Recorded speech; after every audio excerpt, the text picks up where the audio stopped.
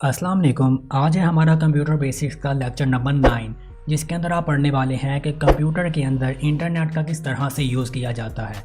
जैसे कि आपको पता है कि आज का दौर आर्टिफिशियल इंटेलिजेंस का दौर है और आजकल एआई का बहुत ज़्यादा यूज़ हो रहा है। तो हम कंप्यूटर के अंदर इंटरनेट के यूज़ के साथ साथ एआई का यूज़ करना भी सीखेंगे और ये मैं आपको आज की इस वीडियो के अंदर सब कुछ बताने वाला हूँ। तो इस वीडियो को आपने एंड तक लाजमी देखना है।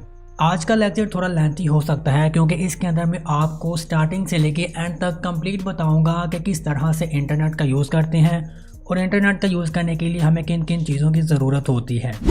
तो यहाँ पर अगर सबसे पहले बात करें तो इंटरनेट का यूज़ करने के लिए आपके पास सबसे पहले तो इंटरनेट कनेक्शन होना चाहिए और दूसरा आपके कंप्यूटर के अंदर कोई भी ब्राउज़र इंस्टॉल होना चाहिए जिस पर हम इंटरनेट का यूज़ करेंगे।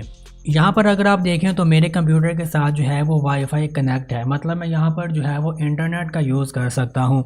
और इसी के साथ साथ आपके पास जो है वो browser like Google Chrome, Microsoft Edge, Opera Mini, Firefox जैसे ब्राउज़र आपके पास होने चाहिए। इनमें से किसी एक पर भी जो है वो हम इंटरनेट का यूज़ कर सकते हैं। तो अगर तो आपके कंप्यूटर में विंडो 10 ऑलरेडी इंस्टॉल्ड है तो आप देखेंगे कि आपको ये वाला माइक्रोसॉफ्ट एज ऑलरेडी इंस्टॉल्ड उसके अंदर मिलेगा। इसको अगर हम डबल क्लिक करें तो ये ब्राउज़र हमारे पास ओपन हो जाता है और यहाँ पर जो है अब हम इंटरनेट का यूज़ कर सकते हैं। ये हमारे पास यहाँ पर सर्च बार है, इसी तरह यहाँ पर नीचे भी सर्च बार मौजूद है। यहाँ पर आपको कुछ ऐप्स नज़र आ रहे हैं। अगर मैं यहाँ पर यूट्यूब पर क्लिक करूँ तो मेरे सामने यूट्यूब की वेबसाइट ओपन हो जाएगी। तो आज के इस लेक्चर में जो है वो हम गूगल क्रोम का यूज़ करने वाले हैं। तो सबसे पहले बात करते हैं कि गूगल क्रोम को हम अपने कंप्यूटर के अंदर किस तरह से इंस्टॉल करेंगे अगर वो ऑलरेडी इंस्टॉल नहीं है। तो आपने माइक्रोसॉफ्ट एज पर जाना है और यहाँ पर इसके टैब में लिखना है Google Chrome setup free download, ये नीचे लिखा आ चुका है। तो इस पर क्लिक करेंगे और फिर इस फर्स्ट वाले लिंक पर क्लिक करने के बाद आपने जो है वो यहाँ पर गूगल क्रोम का सेटअप डाउनलोड कर लेना है। मैं यहाँ पर डाउनलोड सेटअप पर क्लिक करता हूँ तो ये जो है अभी यहाँ पर डाउनलोड होना स्टार्ट हो चुका है। तो अभी अगर मैं अपने कंप्यूटर के डाउनलोड फोल्डर में जाऊँ तो यहाँ पर आप देख सकते हैं कि गूगल क्रोम का सेटअप मेरे पास मौजूद है।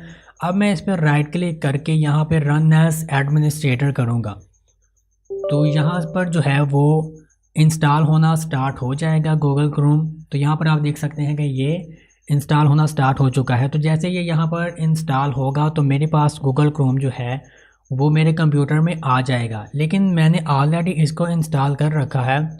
तो आप जो है वो जब इसको इंस्टॉल करेंगे तो इस तरह से आपके कंप्यूटर पर आपको गूगल क्रोम नज़र आएगा। तो अभी हम चलते हैं गूगल क्रोम पर और इसको एक्सप्लोर करते हैं।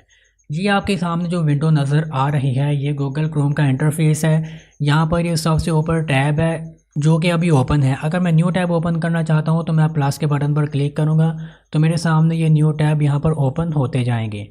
तो मैं फर्स्ट वाले टैब पर आता हूँ। इसके बाद यहाँ पर ये कुछ एरो के बटन्स हैं और ये रिफ़्रेश का बटन है। यहाँ पर ये एड्रेस बार है, मतलब हम यहाँ पर किसी भी वेबसाइट का एड्रेस लिखते हैं जिस वेबसाइट को हम ओपन करना चाहते हैं। तो अगर फॉर एग्ज़ाम्पल यहाँ पर मैं यूट्यूब लिखना चाहता हूँ तो मैं यूट्यूब का यहाँ पर एड्रेस लिखूँगा।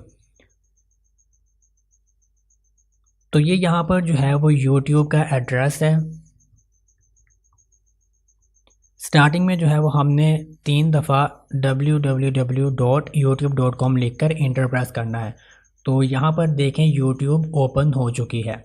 तो ये यूट्यूब ओपन है। अब यहाँ पर मैं क्लिक करके कुछ भी सर्च कर सकता हूँ।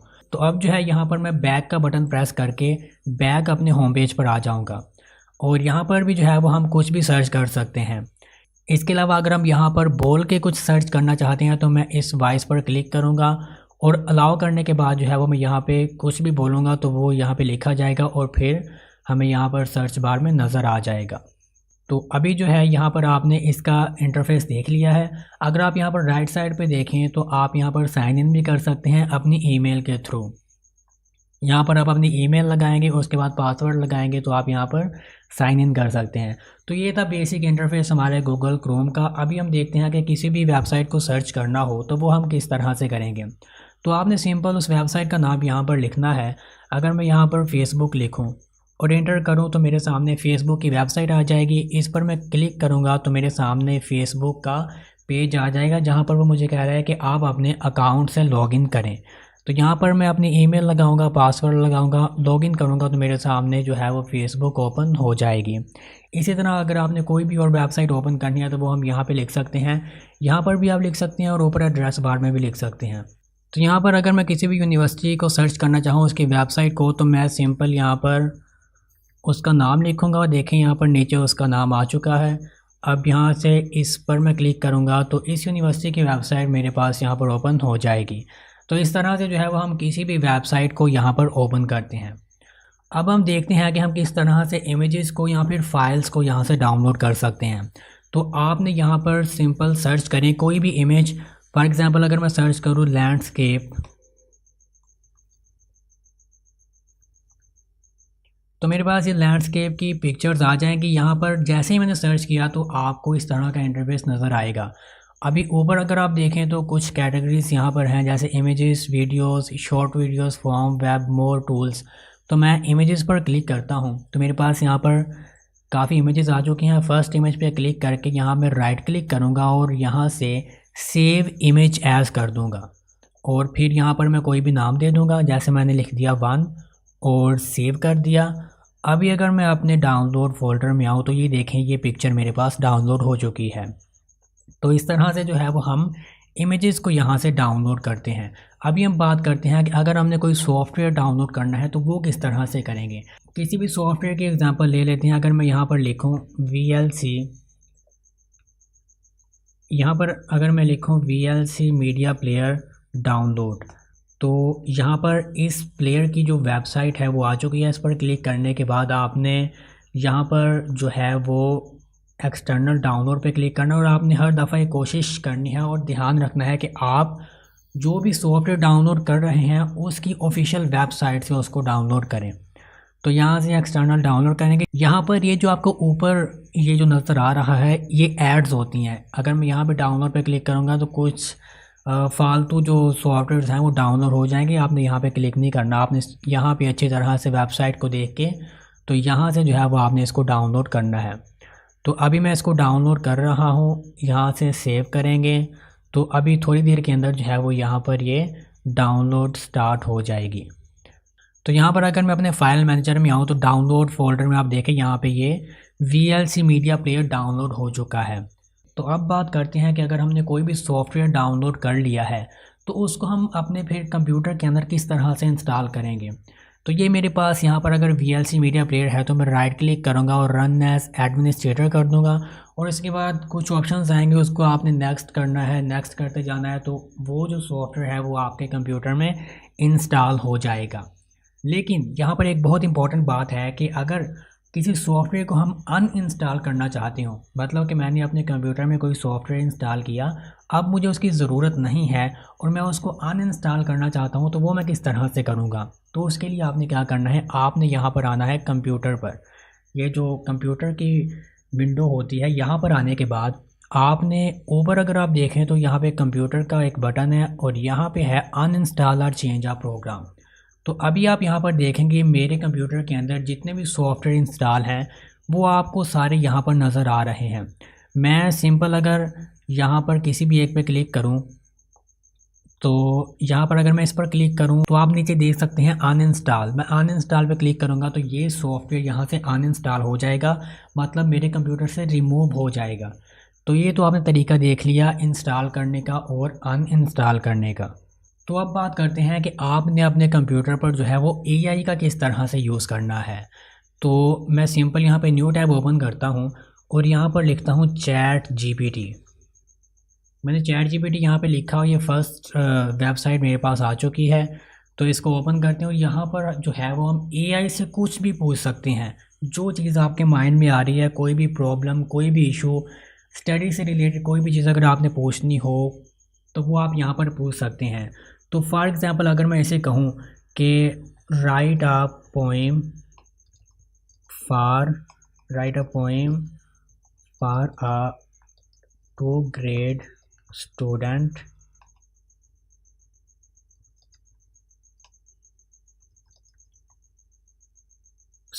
अबाउट, यहाँ पे हम कुछ भी लिख सकते हैं लाइक अ रेनी डे। तो जस्ट स्पेलिंग्स की गलती हो सकती है, लेकिन एआई जो है वो उसको डिटेक्ट कर लेता है। तो अगर अब आप यहाँ पर देखें तो मैंने उसको जस्ट ये एक लाइन लिखकर दी थी, तो उसने उसके अकॉर्डिंग जो है वो मुझे यहाँ पर लिख दिया। ये पोइम उसने मुझे यहाँ पर लिख दी। और अगर आप गौर से देखें तो मैंने कहा था कि 2 ग्रेड का स्टूडेंट है, तो उसने 2 ग्रेड के स्टूडेंट के अकॉर्डिंग मुझे यहाँ पर पोइम लिख कर दी है। लेकिन यही चीज़ अगर मैं यहाँ पर इसे कहूँ कि right the same poem for right the same poem for 10th grade, तो अब आप देखना कि 10th ग्रेड के लिए किस तरह की पोइम हमें लिख के यहाँ पर देगा। तो ये देखें यहाँ पर इसने जो है वो हमें 4 पैराग्राफ दिए हैं, और अगर 2 ग्रेड का देखें तो उसने यहाँ पे 3 पैराग्राफ दिए हैं। और यहाँ पर अगर हम देखें तो इसके वर्ड्स बिल्कुल सिंपल हैं, और यहाँ पर अगर देखें तो इसके वर्ड्स थोड़े से क्रिटिकल हैं ग्रेड्स के अकॉर्डिंग। तो ये है एआई, यहाँ पे आप एआई का यूज़ कर सकते हैं, और आप यहाँ से इमेजेस को भी डाउनलोड कर सकते हैं, बनवा सकते हैं, मतलब जनरेटिव इमेजेस आप यहाँ से बनवा सकते हैं। लेकिन अभी चैट जीपीटी पर नहीं बनवा सकेंगे क्योंकि हमने यहाँ पर लॉगिन नहीं किया। तो उसके लिए मुझे अपने उस अकाउंट पे जाना पड़ेगा जहाँ पर जो है वो मैंने लॉगिन किया है। और यहाँ पर मैं आपको एक बात बता दूँ कि आपने अगर कोई भी इमेज जनरेट करवानी है तो आप चैट जीपीटी का भी यूज़ कर सकते हैं, लेकिन मैं आपको रेकमेंड करूँगा कि आप जेमिनाई जो एआई टूल है उसका यूज़ करें। तो मैं यहाँ पर जेमिनाई लिखता हूँ, मेरे सामने वेबसाइट आ चुकी है। अब इस पर मैं क्लिक करूँगा और हम यहाँ पे कोई भी एक रैंडम इमेज जो है वो जनरेट करवाएंगे यहाँ से। तो सर्च बार के अंदर आप यहाँ पर कुछ भी लिख सकते हैं, like generate a image where a student studying in a classroom. तो ये मैंने लिख दिया। अब देखते हैं कि हमें किस तरह की पिक्चर जनरेट करके देता है। तो ये जेमिनाई भी जो है एक आर्टिफिशियल इंटेलिजेंस टूल है जो कि चैट जीपीटी की तरह ही आपकी हेल्प करता है और आपको इमेजेस प्रोवाइड करता है। चैट जीपीटी से जो है वो आप 3 से 4 इमेजेस एक दिन में बनवा सकते हैं, लेकिन जेमिनाई आपको काफ़ी ज़्यादा इमेजेस बना कर देता है। तो ये देखें जेमिनाई ने जो है वो मुझे ये वाली इमेज जनरेट कर दी है। तो फॉर एग्ज़ाम्पल अगर मैं चाहता हूँ कि इस इमेज के अंदर बॉयज़ भी हों और गर्ल्स भी हों ऑफ ग्रेड 2, तो अब देखते हैं कि ये किस तरह की इमेज हमें यहाँ पर जनरेट करके देगा। तो यहाँ पर सारा काम ये होता है कि हम अपनी प्रॉम्प्ट किस तरह से लिखते हैं। प्रॉम्प्ट कहते हैं कि ये जो चीज़ मैंने इसको यहाँ पर लिख कर दी है, ये हम किस तरह से उसको बताते हैं, किस तरह से उसको समझाते हैं, उसके अकॉर्डिंग ही जो है वो हमें वो काम करके देगा। तो ये देखें मैंने लिखा था कि बॉयज़ और गर्ल्स ऑफ ग्रेड 2, तो उसने ग्रेड 2 के अकॉर्डिंग हमें यहाँ पर इमेज जनरेट कर दी है। तो अगर हम चाहें तो हम यहाँ से इस पर क्लिक करके डाउनलोड के बटन पे तो इसको डाउनलोड भी कर सकते हैं। तो अब मैं वापस अपने चैट जीपीटी पर आऊँगा और यहाँ पर आपको एक बहुत इंपॉर्टेंट बात बताने लगा हूँ कि आप एआई से जो है वो काफ़ी चीज़ें सीख भी सकते हैं। अगर आपने कोई कोर्स लर्न करना हो या आपने किसी भी किस्म की स्किल सीखनी हो तो वो आप चैट जीपीटी से या जेमिनाई से या किसी भी और एआई टूल से सीख सकते हैं। तो फॉर एग्ज़ाम्पल मैं चाहता हूँ कि मैं जो है वो यहाँ पर कंप्यूटर सीखना चाहता हूँ कि कंप्यूटर का किस तरह से यूज़ करते हैं। तो मैं एक यहाँ पे प्रॉम्प्ट लिखूँगा, लाइक अगर मैं लिखूँ I want to learn computer please teach me how I learn. तो ये मैंने सर्च किया और अब इसके मुताबिक जो है वो मुझे यहाँ पर ये बताएगा कि मैं किस तरह से कंप्यूटर सीख सकता हूँ। तो ये सब कुछ मुझे बता रहा है, यहाँ पे आप देख सकते हैं कंप्यूटर से रिलेटेड हर इन्फॉर्मेशन मुझे यहाँ पर बताएगा।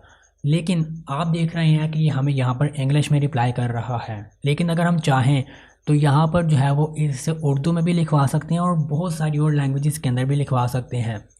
तो अभी देखें कि उसने मुझे कहा कि आप लॉगिन करें, लेकिन मैं अभी इस पर क्लिक करता हूँ और आपको एक चीज़ बताता हूँ कि यहाँ पर जो है इसे मैं कहूँगा कि राइट इन उर्दू। तो अब मुझे जो है वो यहाँ पर ये उर्दू लैंग्वेज के अंदर लिख कर देगा। तो ये है एआई का यूज़। और आज के लेक्चर में हमने देख लिया है कि हम किस तरह से कंप्यूटर में इंटरनेट का यूज़ करते हैं और उसी के साथ साथ एआई का किस तरह से यूज़ करते हैं। तो मुझे उम्मीद है कि आज के वीडियो में आपको काफ़ी इन्फॉर्मेशन मिली होगी। अगर आपका कोई भी क्वेश्चन हो तो कमेंट्स के अंदर आप मुझसे पूछ सकते हैं। तो मिलेंगे आपसे नेक्स्ट लेक्चर में। अल्लाह हाफिज़।